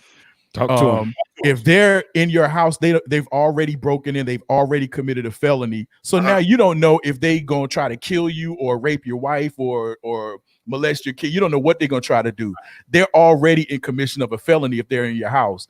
Right. I don't want them to hear me racking a shotgun, especially if they got a firearm trained in my direction. That's wasting time. That is a second of wasted time. But hold on. The only thing I want them to hear is potentially me thumbing the safety off. And if they don't recognize the sound of that safety coming off, they don't know what that is, that's their problem. That's on them. You understand what I'm saying? But I'm gonna tell you this right here. What I'm saying is right here. I don't know many serial rapists that are running in houses with guns and shit like that. Like, you know what I'm saying? It's like this. Like you get what I'm saying? It's like this. I'm surprised you know some serial rapists. Yeah. Where you beat me to it? Who you hanging out with for real? You beat me to it. Yeah.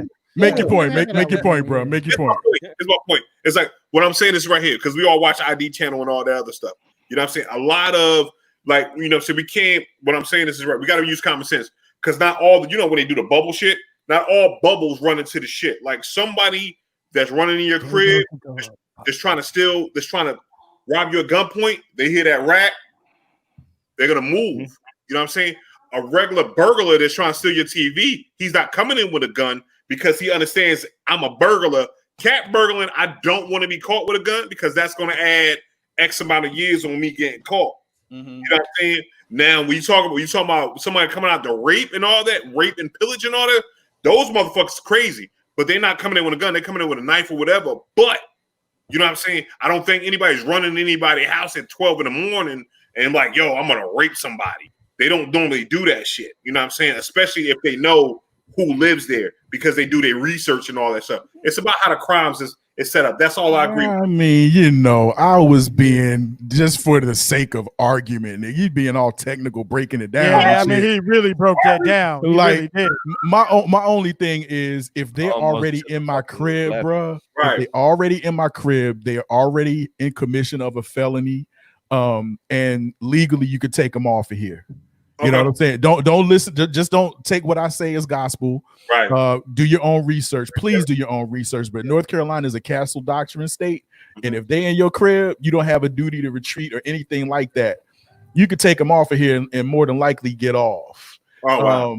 But you know what I'm saying is because it used to be in North Carolina, they had to be coming towards you, and your life had to be threat. You know what I'm saying? But then they adopted the stand your ground and castle doctrine and all that type of stuff. If they in your crib, bro, you know it's a wrap. It's a rapsy scapsy. Are you giving them? Go ahead. I'm sorry. Ladies and gentlemen, unpopular opinion. Rob, thank you for that. Okay, my man. And actually, yeah, it's interesting that you brought that up because I did want to. Here we go back in the paint. Need to pivot again. All right. Did want to, talk about, the new social justice movement and how, the front offices in major sports are handling it. And it's interesting that you brought up gun ownership for Black folk.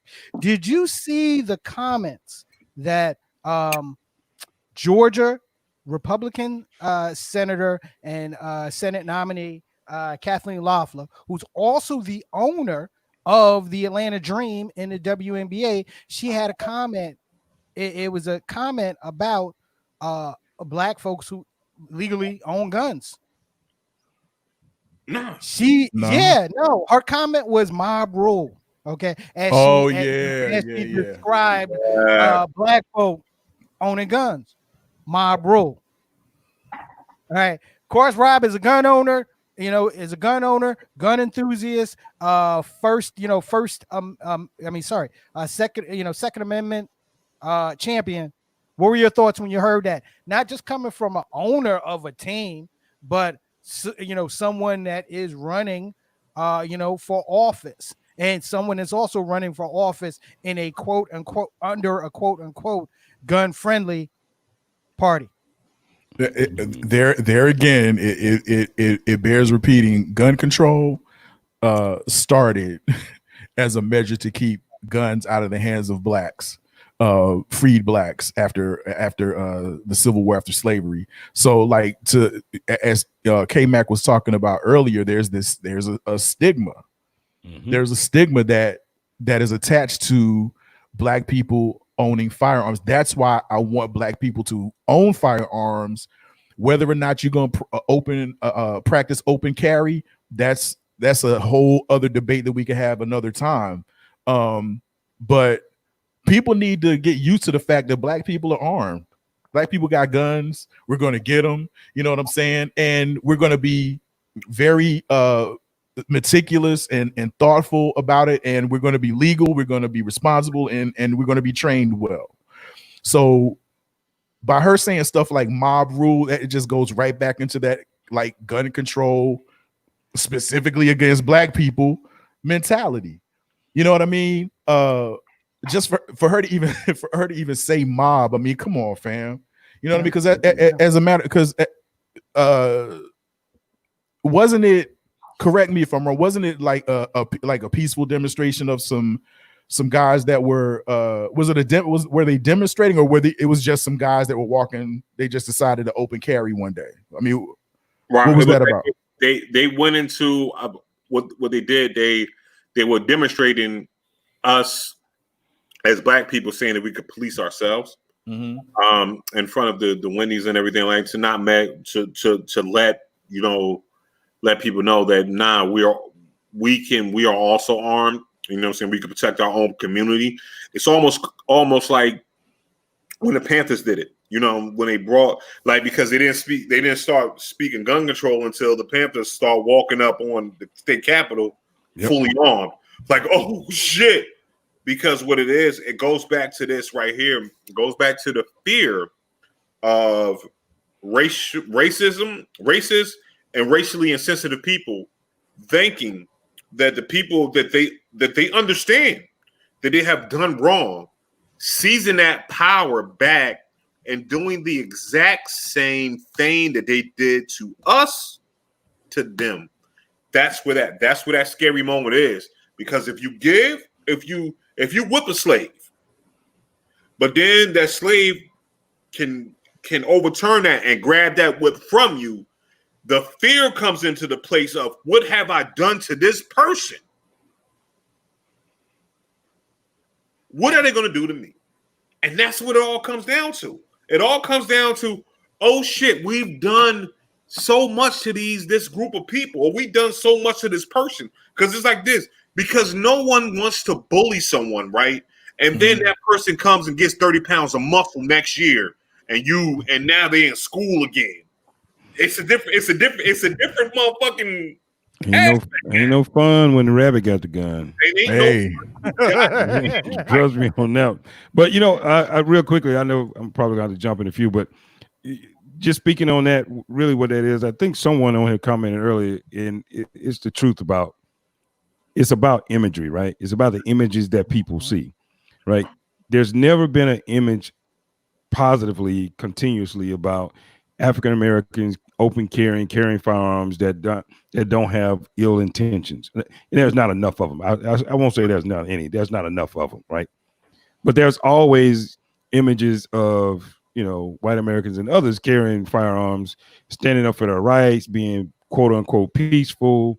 Never shooting it. Like if you would have had the thought process, you would think there's not been one incident this year of a white person shooting anyone and killing anyone that is a civilian, right? But if you look at the images that you see on TV and media and other places, that's all you see. There's a black person that shot at, unless it was a cop, a black person shot this person, a black person had a gun and did this, a black person had a gun and do that. So every image that everyone sees is, if a black person has a gun, they have it for ill intentions. And that's the narrative that, let's be honest, until we change that, you will always get people to immediately just revert to, well, yeah, mob rules or what have you, because their mindset is the only black people that own guns are people that want to do something that they shouldn't be. Exactly. Yo, Kmac, got a question for you, yo. Yes, sir.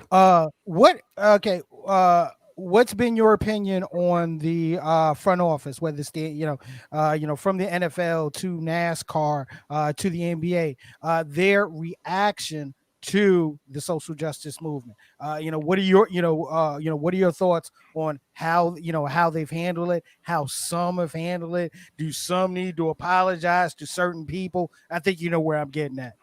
So I'm gonna do it in two ways. One, I'm gonna say we should all just stop short of lifting them high and creating and putting them on giving them statues and saying how great of a job they are and how they down with the people. Right? Let's stop short of that, because they had a chance to do something well before now, and they chose not to. Right? So how much credence do we put into the action that they're actually taking? Right?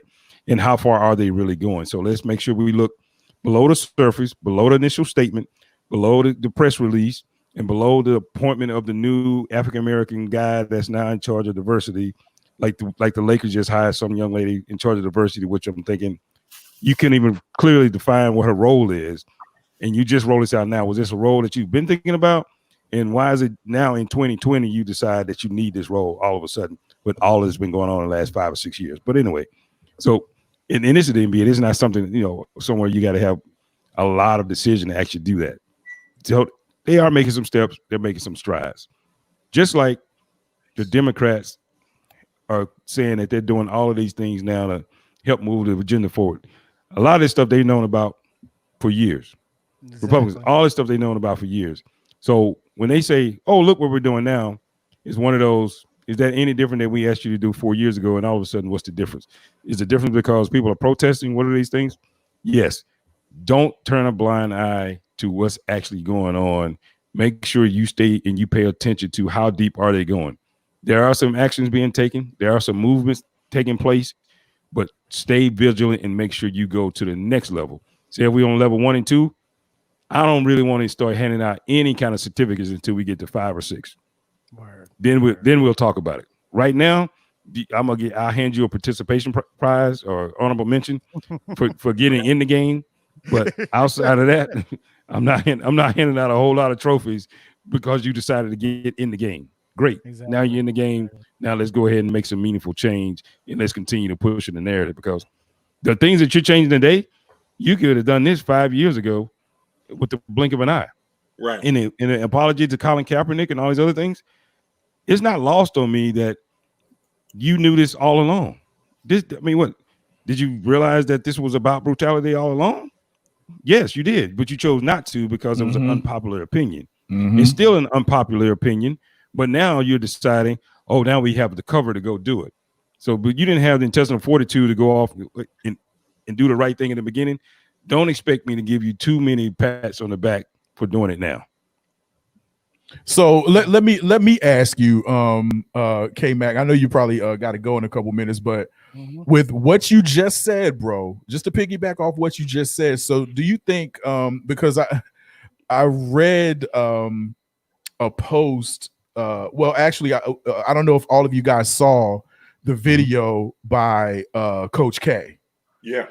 Saying Black Lives Matter. Okay, well, everybody knows who Ninth Wonder is. Ninth Wonder shared that post, and to read a lot of the comments, and Ninth was in a position where he was like, fending off all of these comments about Coach K being basically pandering at this point. Like, you didn't do this, back in the day, what I mean? Now you stand to possibly lose recruits to HBCUs. Now Black Lives Matter.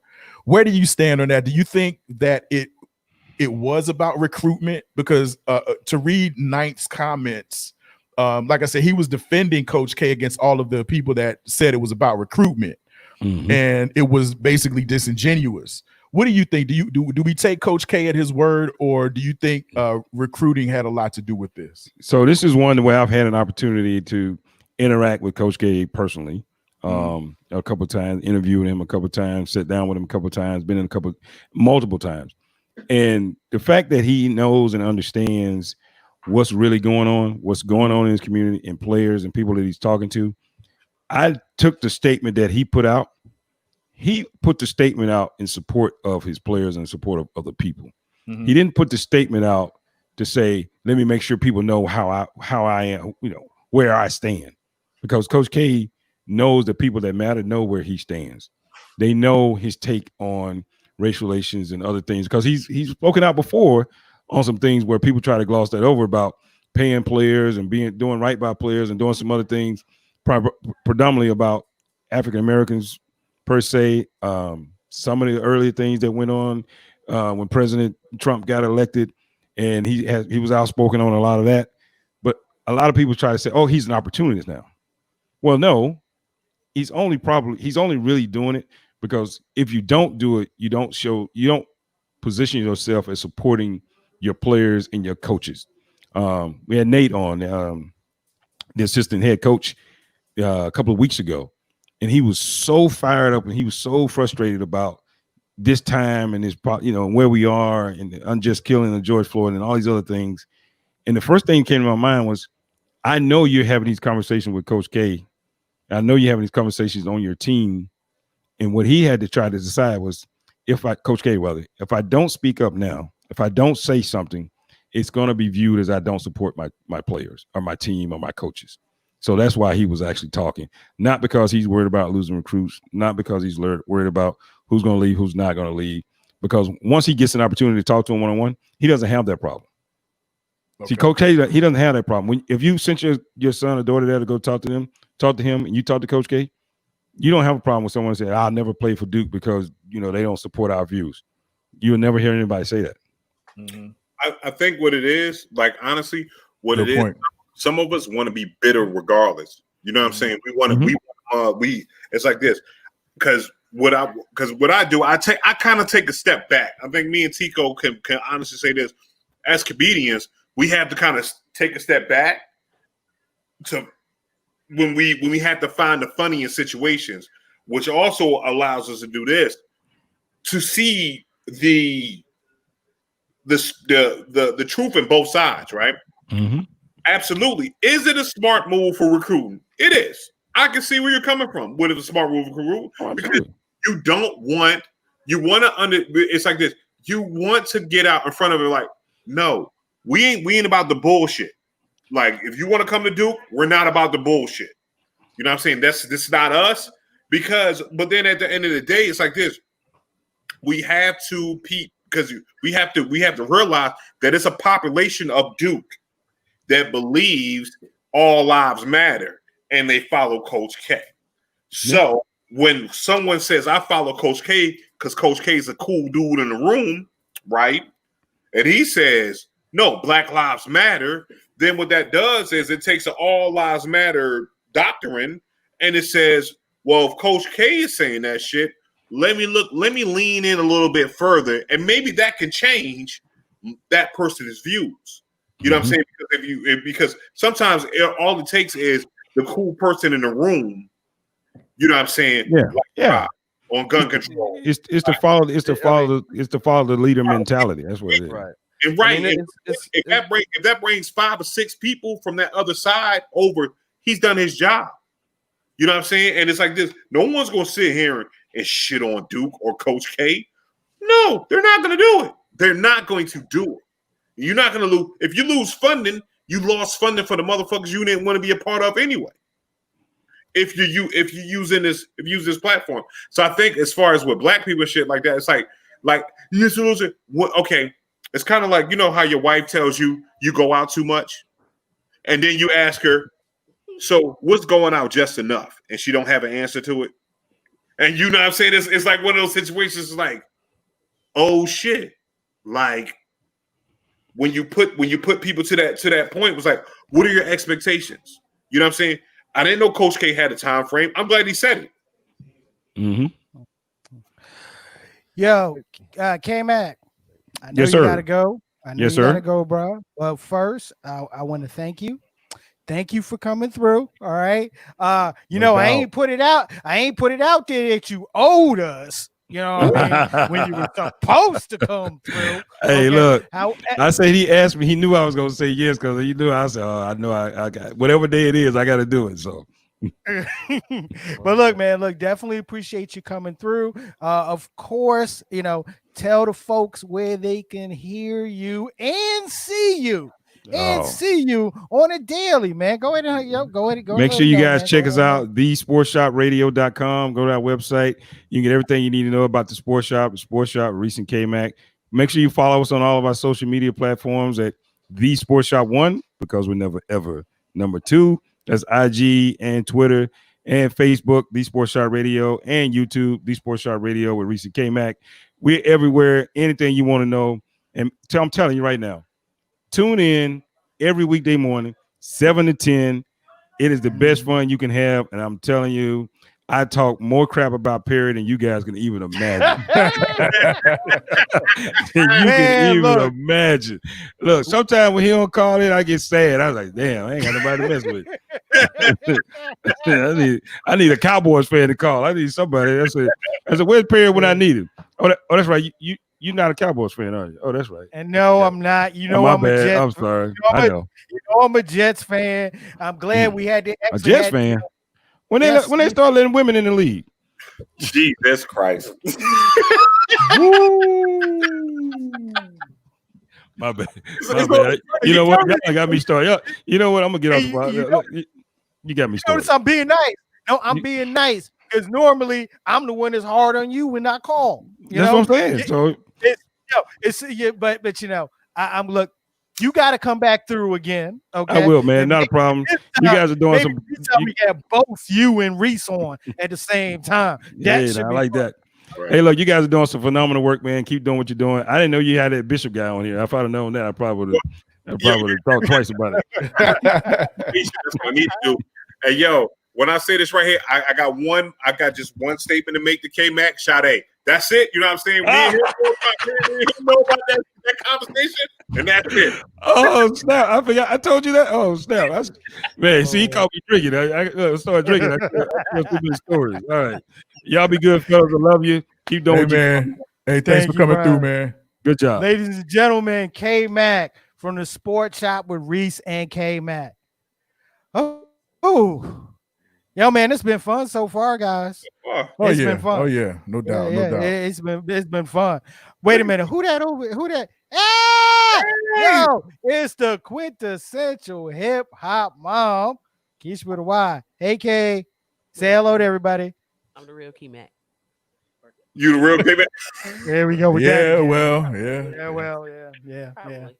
You're the first K-Mac I've ever known. So, okay. Yeah. I mean, all right. I got you. I got you.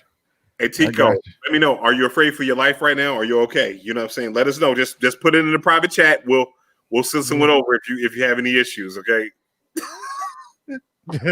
Are you being held hostage? Look, he's nodding his hat. He's wiggling his hat. Yeah. Is he wiggling his nose? We need to check and see. if he's Tico, wiggling his nose. Tico, are you being held against your will over there? Are you in good company over there right Are now? you Are in you okay? Look how she looked at him like, you better straighten your face up. I dropped my baby off at work, and then I have to pass right by here, and so I came over to make sure he doesn't have a whole bunch of like sweets and breads and stuff. And as I look across the table into the kitchen, he's got like a dozen of croissants, some white powdered donuts, and a big. Go ahead and hold your head down again. Go ahead, Tico. Are you driving past Durham at any point where those white Right. nuts No. Right. can, you know what I mean, be dropped off at a location that I could text you later on? Nope. No, but yeah, I didn't see any cake though. I haven't looked in the refrigerator. Oh, there's some pita bread and a whole bunch of white rolls over there too. Pita bread and white rolls. What is up with you are not on keto, are you, sir? You know what I'm saying? You are carbing it up. You know he's Wilford Brimley. He He is got he got the diabetes. He got the beatus. diabetes. You know what I'm saying? I got Got the the sugar. beatus. You got the sugar? I got the sugar. Kiko, why you got the sugar? It was passed down from generation to generation. I feel you. Do this stress. Lord. I just didn't have enough white gene to beat it down. That 21% wasn't enough, huh? Yeah, Shout it was out not to enough. Shout out to Ian Perry. No diabetes. No diabetes. Lord. Yo, Tico. Yes, sir, Bobby. You got anything weird for us today, bro? Yeah, I do. You do? Ladies and gentlemen, Tico's Theater Yes, sir. of the Weird. Well, last week at a Black Lives Matter protest march, a weird thing happened, and there was some bucking going on inside the protest. And when I say bucking, I know most of y'all are probably thinking, hey, it must have been a fight. There were some people injured, but it wasn't a fight. In Virginia, West Virginia, that is, a deer jumped into the middle of the protest. Was it a buck? Crowd of people, and it was a buck. And it had injured one lady. She had like a concussion or something.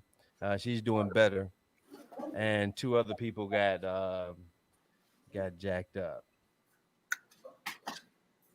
So yeah,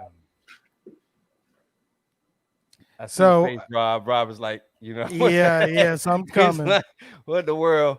For a Yeah. second, I thought his screen was frozen, but Yeah, no, it's a not. a full on deer. So a deer jumped into the middle of a Black Lives Matter protest and kicked a couple people and gave somebody a concussion. Exactly, because Mm. the best meat in the world is deer balls because it's very cheap. It's under $1. Ah, At least, look, at least the deer didn't jump in while a couple of people were doing the Cuban shuffle. So, hey. wow. You know what? I thought this was gonna go another place with that when he's Yeah, I would. Yeah, knowing Tico, I was fully holding on to my table, like, yo, this is getting ready to go completely left. oh, No. I have no idea what you're talking about. you know what, Tico?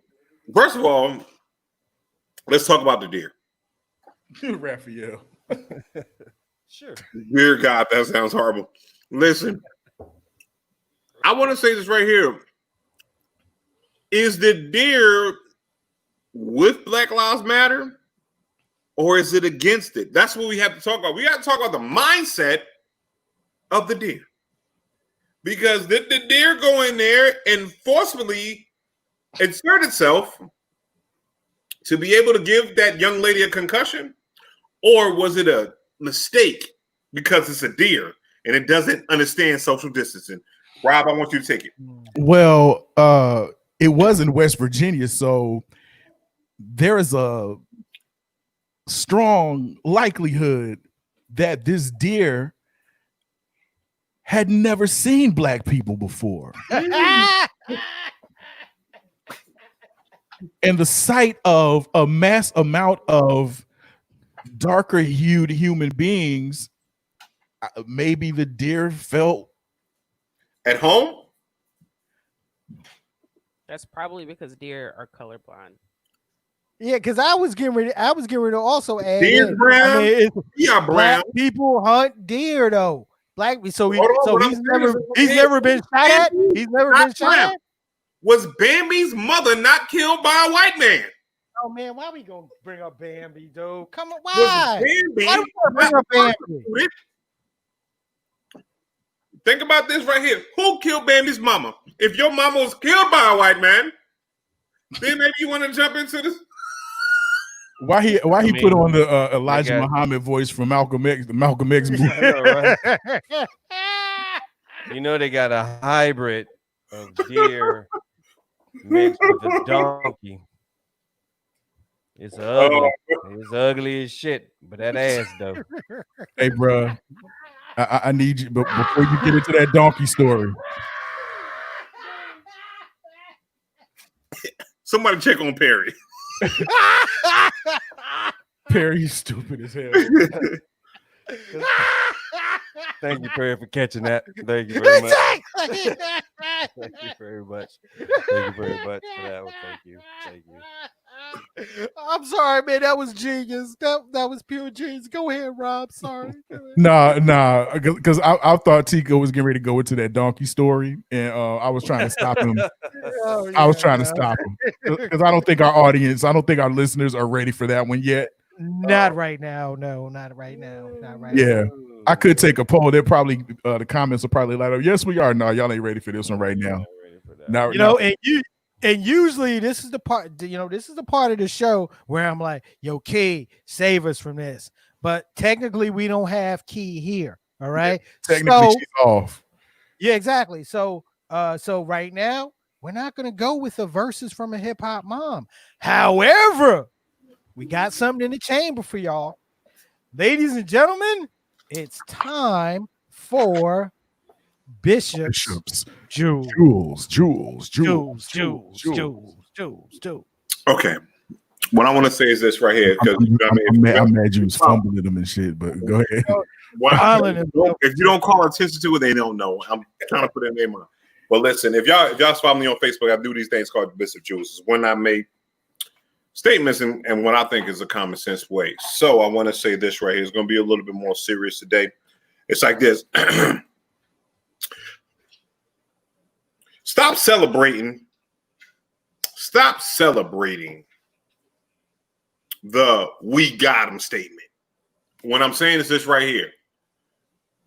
We got him versus I got him is two different things. Like, you know what I'm saying? If you could say, hey, in a fight or rumble and everything like that, you could say, hey, I got him. Holds a lot more weight than when you say we got him. Because what you're doing when you say we got him, that means that you are admitting the fact that you were too weak to get him yourself. That's what comes down to jumping. That comes because if you look at things, even in this climate right now, you know what I mean? Have you ever seen, you know what I'm saying, where when lynchings and all that stuff happens and all that stuff like that, it's a group of people that comes get one person. And what that is, you are so afraid, and admit your fear at this point in time.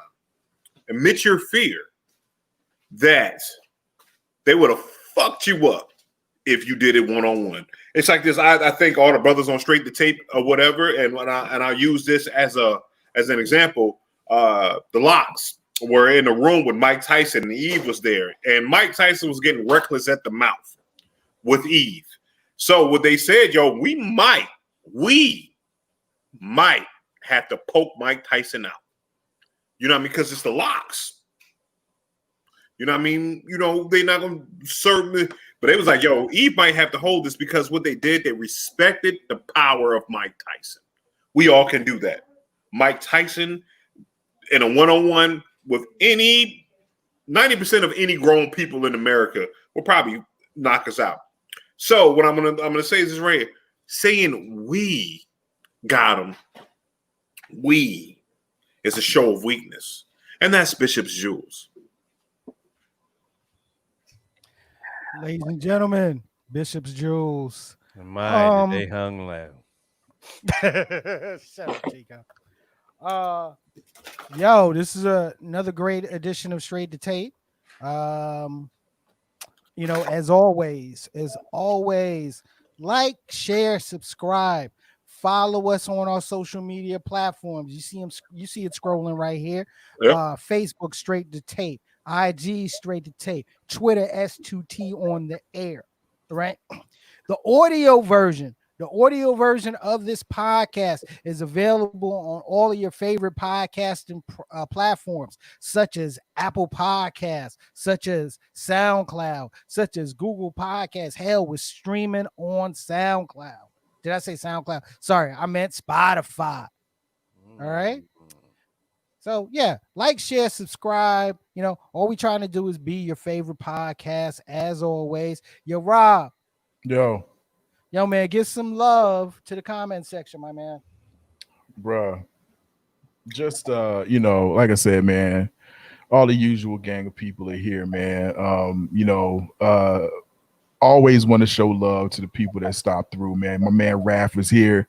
Ethan Capo came through. You know what I'm saying? Who else, man? Who else came through? Patrick, thank you for coming through, bruh. My man Leon Adore. Inside joke. AKA my man Tim Moore came through. Candace came through. Always you know, she's staff now, but I still gotta big up Felicia. And my man Champ came through as well too, man. So just, you know, big up to everybody. The usual Straight to Tape crew. Big up to the squad. Thank y'all, man. Thank y'all for all of your love and support as always, man. Yeah. And look, I hope y'all love the new intro. Okay, I mean, I'm gonna try to tweak things as it relates to the show, you know, so that we can show y'all, you know, that we trying to come up. You know, we're definitely paying attention to, you know, y'all in the comments, and we're just trying to be a better show for y'all. All right. Once again, I want to thank our man Kmac for coming through. You know, definitely. You know, we definitely got to have the whole Sports Shop crew on. Okay, that trust me, that should be fun. It should be fun. I mean, what we gonna As you talk can about? see, You know what? Just retract that joke. Never You know mind. yeah, what? exactly, Can exactly. we mute him? Yeah, take that one back. Hey. Take that one back. Oh, Bishop. Now you on the mute Tico tip. Wow. He finally got you. You finally got it. You finally, man. Finally. There is not a time. Yeah, this is my first time. Like, because normally I love to hear Tico run, but this one, yeah, Tico, I'm sorry. Yeah, exactly. Yo, we got some special things coming up. Okay. I definitely I'm just gonna let y'all know you definitely want to check out next week's show. We'll let y'all know during the week what next week's show is about, but you definitely want to check it out. Perry's gonna be stripping, ladies. Perry's gonna get naked on the show. And if that were really the case, I wouldn't be here. So exactly. Perry got Bill Cosby chest hair. That you know what I'm saying. They got that naughty shit from Bill. Look. No. I am not. Yo. I'm not gonna take that with your Jimmy Cliff, the harder they fall chest hairs. Okay? I met Perry to handle some business last week, right? Was it last week? Yeah, last week. This last week, yeah. And my kid was with me. He's 16. And we go to the car, and him and Perry had been chatting while we were in the establishment. And why he make a light skin joke about Perry, and I almost couldn't drive home. I don't even know what the joke was. And why did I catch the light skin joke and immediately comment as I was going to get my hair cut? Shouts out to Andre. Shouts out to Andre Smith, Andre's Barbershop, Old Wake Forest Road. Anyway, ladies and gentlemen, once again, this is Straight to Tape for the comedian Tico de Gallo. Yo, it was a pleasure for you as it was for me. So take that. Take that. Take that. Too many take that. That's copywritten, I believe. Bishop Omega. Bishop, what's going on this Wednesday, man? Talk to us. Man, this Wednesday, it's the first. We're gonna have OZ the Hitmaker and Hollywood on the show as some of our first guests during the social distancing and Intelligently Ratchet. So shout out to that. This is our second show without the homeboy Kazi. So yeah, we're gonna can you talk to before we go, can you talk towards the post that you put out as it relates to a new guest host? I mean, sorry, a new host. A new host. So yeah, what we were thinking was we need a female voice on Intelligent Ratchet because it's been the boys club, like, you know what I'm saying, and I see how well it works with Straight to Tape, and that's probably what gave me the idea because we steal from each other. Like we do. We steal from each other a bunch, and it's all love because this is what you're supposed to do. You see a good idea, you take it, and you give acknowledgement of the people that gave you that idea. So, excuse me, eating pepperoni. Yeah, we want a female host. So if you think you can host with a bunch of cats that are about hip hop and all that stuff, you know what you're talking about, and you could deal with Bishop Omega, man, go to the Intelligently Ratchet page on IG, which is Intelligently Ratchet. Drop a video on why you should be one of the female hosts, and we were looking for a female host, and not just one. We might do a rotation situation or something like that when someone's not available, and that's how I want to do it. So that's it. Just IG or both the IG and the Facebook page. Well, if you don't have IG, do it on the Facebook page. But as long as you're representing Intelligently Ratchet or tagging Intelligently Ratchet on it, then we can see it. And that what we want you to do is we want you to tag it to us and share it and like it with your friends because we want to see what type of following you bring in. Because I'm not just bringing in someone that says, "Oh, I'm intelligent and ratchet." and you only got 5 people that's gonna bring it on. Like, I need you to have a following. Like, let's really talk about it. Like, if I didn't have the following, I would be on. I wouldn't be on straight to tape. You know what I'm saying? It's like I will be a talented comedian, a lot better than Tico. But you know what I'm saying? I would just be the normal cat if I had 500 listeners. Did you glorious hear that? That's the Indian tier. You know, the Indian looking at the trash being bailed on this fucking latest. Whoa!